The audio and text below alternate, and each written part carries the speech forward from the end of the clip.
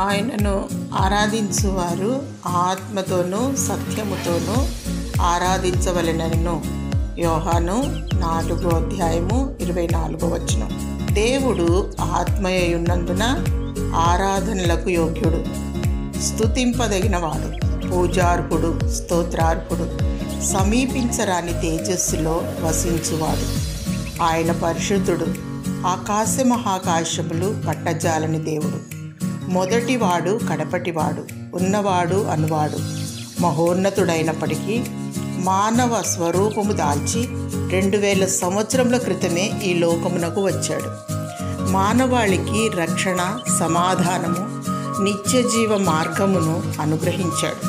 యేసు పొందిన దెబ్బల చేత స్వస్థత, ఆయన రక్తము ద్వారా విమోచన, దేవుడు నీకు స్వస్థత, రక్షణ, సమాధానము, సంతోషము, నిత్య జీవము దయచేయునుగాక.